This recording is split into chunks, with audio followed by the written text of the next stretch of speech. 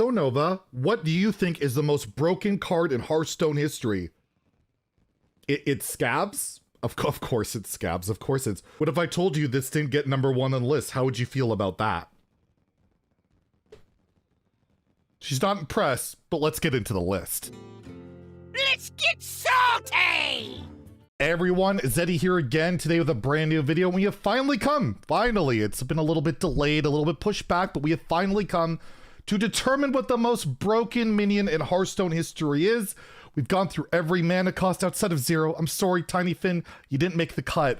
But yeah, we went through everything. I gave my piece, but it's time for your guys' vote to ring true to say who the most broken minion of all time is. And I gotta say, there's some recency bias here. We had over 1,000 votes, and Lotheb and Corridor Creeper didn't even make the list, which is insane to me. So we've got 10 of the most broken cards. And just a friendly reminder, if you haven't hit that subscribe button, please do. I'd appreciate it. We're going for that end of the year 40K goal. If we could get there, we get that special Nova video, a Zeddy doc. And well, you might want to sub because we're probably going to do the most broken spell series of all time shortly after the mini set's revealed, hopefully in a few days. So anyways, let's take a look at what the most broken minion of all time is according to all of you. So starting at number 10, we have the original OG Highlander card in Reno Jackson with 3.2% of the vote. 6 mana 4/6. If your deck has no duplicates, restore your hero to full health. And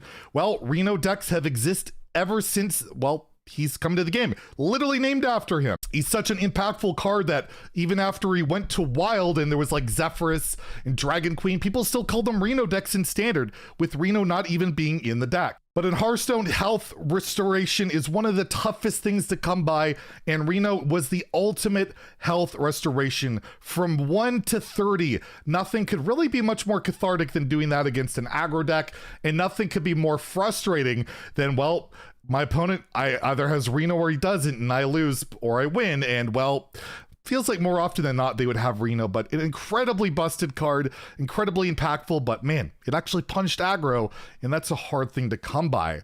At number 9, we have a classic card, one of a couple of classic cards on the list, only 2, but they're back to back here. We have the Rogue legendary Edwin Van Cleef at 3.3% of the vote. He's a 3 mana 2/2, but he has the combo of, for every card you play this turn, gain +2/+2 when you have cards like Prep, Backstab, Shadow Step.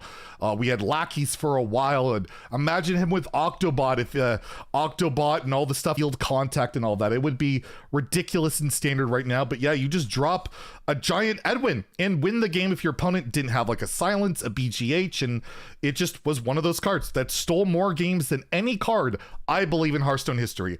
Edwin scams have been around in Standard until very recently. This Standard rotation, when the core set was introduced, Edwin finally rotated, even though he was nerfed for like a heartbeat to 4. But yes, Edwin Van Cleef definitely warranted as one of the most broken cards of all time. At number 8, with 4.1% of the vote, you have the other classic card, Leroy Jenkins, originally a 4 mana 6/2 charge minion. And Battlecry, summon 2 1/1 whelps for your opponents. The 1/1 whelps are rarely relevant, although it could actually be beneficial with like an Unleash the Hounds. We've seen those combos before, but yes, Leroy Jenkins in particular with Shadow Step, a 1 mana Cold Blood, absolutely busted. He got nerfed to 5 and still saw meta play in like every aggro deck until it was finally Hall of Famed, and still sees plenty of aggro play in Standard, or sorry, in Wild today. Absolutely ridiculous card, absolutely busted charge minion, and also one of the most flavorful and beloved cards of all time, and hated because people don't like getting hit in the face. But overall, I like me some Leroy, and he's a pretty spicy one, and definitely warranted on the list. At number 7, we have my most broken one drop on the list, Kobold Librarian, at 4.2% of the vote. Warlock minion, 1 mana 2/1 Battlecry. You deal 2 damage to your hero and draw a card, which when you couple that with a card like Dark Lair, you just gain another mana crystal. Or back in the the day when Dark Lair was reverted or was not nerfed at all, gave you 2 mana crystals. But even without that, he would buff a Spellstone or just draw a card and be a 2/1 for 1 mana, which was good enough. Like, the card has been in basically every single Warlock archetype ever outside of like Darkest Warlock and even Warlock. Basically, other than that, you're running Kobold Librarian. Absolutely ridiculous card, and definitely one of the most busted ever. At number 6, we have another Warlock card. This one I thought would be higher in the list. I thought this would be much higher in the list, but at number 6, at 6.7% of the vote, we have Dark Lair. Dark Lair. This card's been nerfed twice. Originally was a 3 mana 3/4. You would gain 2 mana crystals every time you damage your hero. Then it was bumped down to a 2 mana 2/3. You gain 1 mana crystal. Then it went to a 3 mana 3/4. Gain 1 mana crystal. And well, maybe people forgot how unbelievably busted it was originally at 3, and the fact that it was like the meta-defining card in Wild until it was nerfed the second time and the Demon Seed was banned, and it's still a relatively good card in Wild. It's just insane. Basically, infinite mana generation as long as you have self-damaging and some health, cheat out Molten Giants, cheat out Flesh Giants, give them Wind Fury now with Battle Master, do all sorts of crazy stuff with the Demon Seed. Ridiculously busted card. Really good in Standard too for a good portion of the time. But yeah, only number 6 on the list. So what is the top 5 going to be? Well, we're going to start with number 5 with the card that literally did break the game at launch. When it came out, that's Shudderwalk, the Shaman Legendary, 8.4% of the vote, where his battle cry of repeat every battle cry you cast this game, targets chosen randomly. And you know the deal with like Serenite Chain Gang, Life Drinker, Grumble, and then you just go infinite damage, infinite Shudderwalks.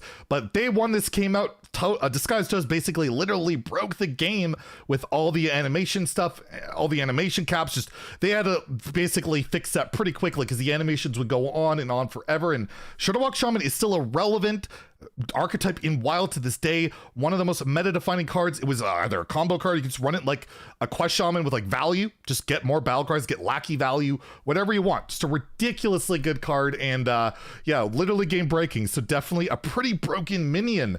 At number 4, we have the first ever card to get banned from Wild, Stealer of Souls. 9.4% of the vote when it was introduced into the game as a 4 mana 2/6, and basically anytime you draw a card, you would be able to spend health instead of mana on it.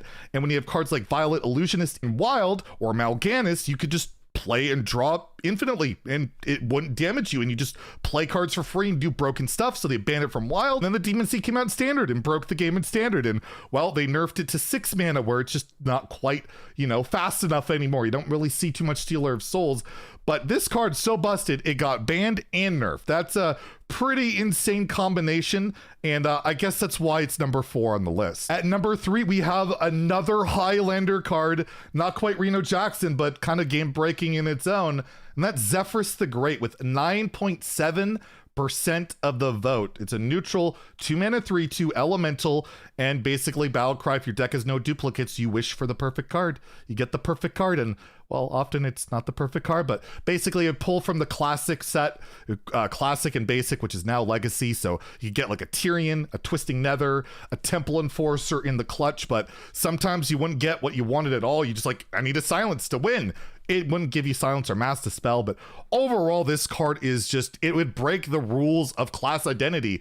It would give a class Wind Fury. Oh wait, we have Battle Master now. It would give a class Bloodlust. There you go. You can't really cheese that one too hard these days, but yes, it would give you something that you just couldn't get otherwise. And as long as you ran no duplicates or just a really draw heavy deck, people would run this card with duplicates just because they drew so much. And Zephyrus was such an insane finisher with giving Wind Fury or just another board clear value.